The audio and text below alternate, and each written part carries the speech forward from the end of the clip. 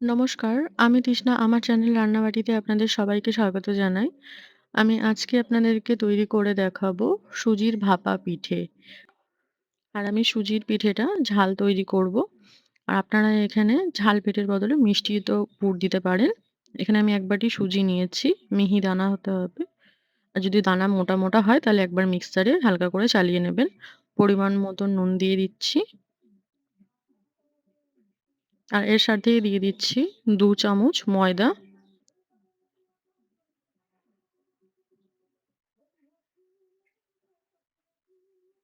শুকনো উপকরণগুলোকে মিশিয়ে নিচ্ছি একসাথে।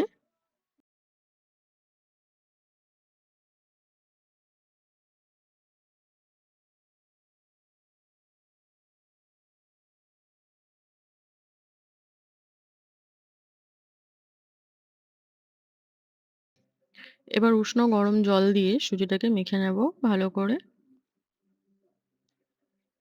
অল্প, অল্প পরিমাণে জল দিয়ে সুজিটাকে মেখে নেব।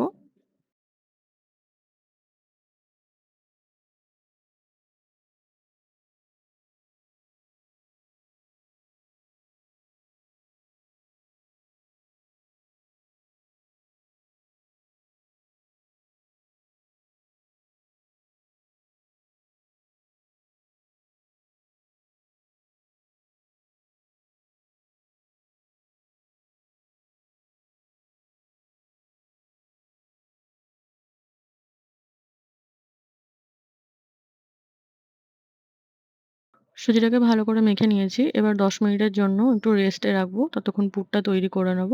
ততক্ষণ সুজিটা ফুলে উঠবে। এবার একটা মিক্সার জার নিয়েছি। এখানে আমি ছোলার ডাল নিয়েছি ১ বাটি। এটাকে আমি ওভারনাইট ভিজিয়ে রেখেছিলাম।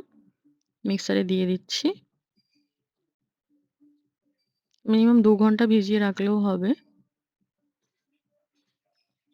আর এর সাথে দিয়ে দিচ্ছি ১/২ ইঞ্চি একটা আদার টুকরো। আর দিচ্ছি ২ টো কাঁচা লঙ্কা। ঝালটা আপনারা আপনাদের স্বাদ মতন অ্যাডজাস্ট করে নেবেন। স্বাদ মতো নুন দিয়ে দিচ্ছি।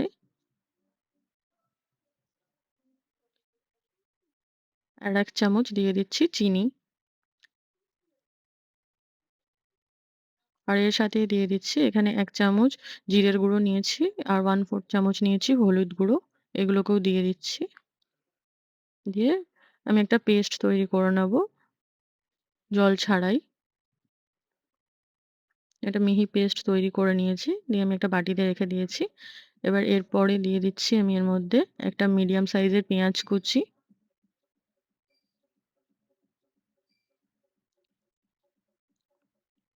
আর দিয়ে দিচ্ছি ধনেপাতা কুচি। আমি এটা ঝাল পুরের জন্য বানাচ্ছি। আপনারা এখানে মিষ্টি কোনো কিছু ব্যবহার করতে পারেন। সন্দেশ বা নারকেল, নারকেলের পুর এগুলো ব্যবহার করে বানাতে পারেন। খুব ভালো করে মিশিয়ে নিচ্ছি। এবার সুজিটাকে দেখে নিচ্ছি। সুজিটা ১০ মিনিট রেস্টে রাখা হয়ে গেছে। এবার ১ চামচ মতন সাদা তেল উপর থেকে দিয়ে সুজিটাকে আবারও ৫ মিনিটের জন্য মেখে নেব। খুব ভালো করে। ৫ মিনিট মেখে নিয়েছি সুজিটাকে ভালো করে মসৃণ করে। এবার এখান থেকে ছোট, ছোট লেচি কেটে নেব লুচির মতো করে। লুচি বানানোর জন্য আমরা যেরকম লেচি কাটি সেরকম লেচি কেটে নেব ছোট, ছোট করে। লেচিগুলো কেটে নিয়ে একটা প্লেটে রেখে দিচ্ছি আমি। এরকম ছোট, ছোট লেচি কেটে নেব সবগুলোই।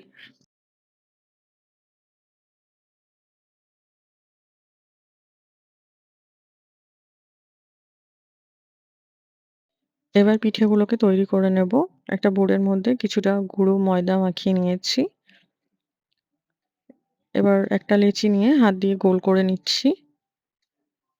এবার শুকনো ময়দার মধ্যে মাখিয়ে নিচ্ছি ভালো করে। এবার যেরকম আমরা লুচি বেলি তার থেকে একটু ছোট, ছোট করে বেলে নেব।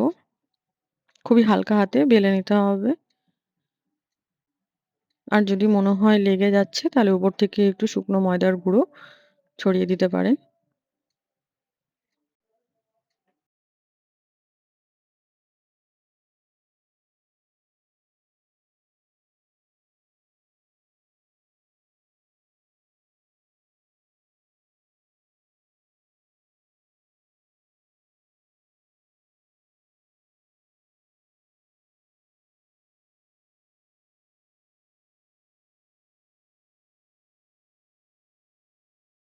দেখুন এরকম ছোট, ছোট আমি তৈরি করে নিয়েছি লুচির মতন।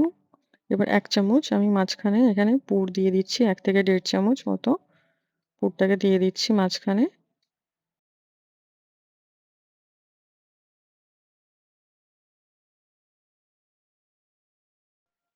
এবার এক পাশটা ফোল্ড করে দিচ্ছি। হালকা করে চেপে দিচ্ছি যাতে সমপরিমাণে পুরটা ছড়িয়ে যায়। এবার একটা আঙুলের সাহায্যে চেপে, চেপে ডিজাইন দিয়ে দিচ্ছি আমি। আপনারা আপনাদের মন পছন্দ মতন ডিজাইন দিয়ে দিতে পারেন। পুলি পিঠার মতনও তৈরি এই ডিজাইনটা খুব সহজেই আপনারা দিয়ে দিতে পারবেন বা আপনারা পুলি পিঠের মতনও তৈরি করে নিতে পারেন। যেকোনো মন পছন্দ ডিজাইন আপনারা দিয়ে দিতে পারেন। এবার এক্সট্রা যে সুজিগুলো বেরিয়ে আছে সাইড থেকে সেগুলো একটা চাকুর সাহায্যে আমি কেটে দিচ্ছি।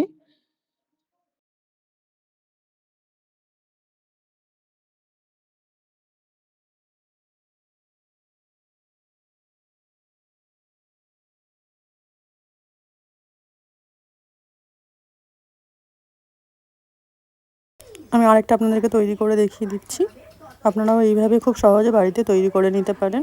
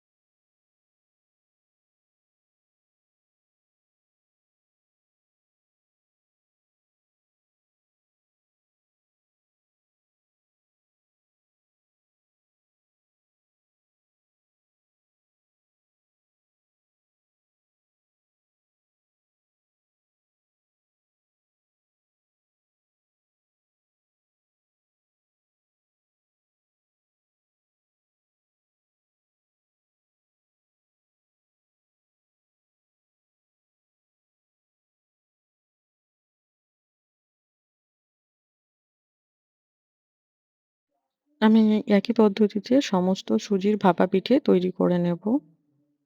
এবার পিঠেগুলোকে ভাপানোর জন্য এরকম একটা ছিদ্রযুক্ত থালা নিয়েছি। থালার মধ্যে আমি একটু সামান্য পরিমাণে তেল মাখিয়ে নিচ্ছি, যাতে পিঠেগুলো দেওয়ার পরে যাতে লেগে না যায়।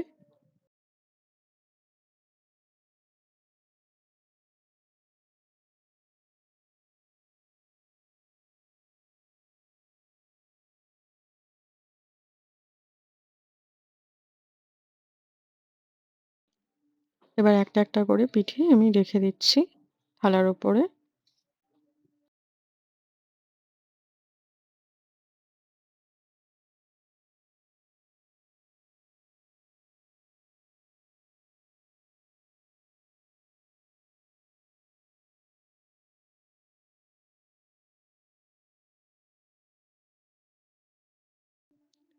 আমি একবারে সমস্ত পিঠে বানাবো না। মানে স্টিম করব না একবারে সমস্ত পিঠে। আপনারা যদি একবারে আরো একটু বেশি করতে চান, তাহলে এই পিঠেগুলোর উপরে একটু আবারও তেল ব্রাশ করে তার উপরে আবার একটা পিঠে দিতে মানে রাখতে পারেন। তেল না লাগিয়ে রাখলে কিন্তু ছাড়াতে খুব অসুবিধা হবে। তখন পিঠেগুলো ভেঙে যেতে পারে।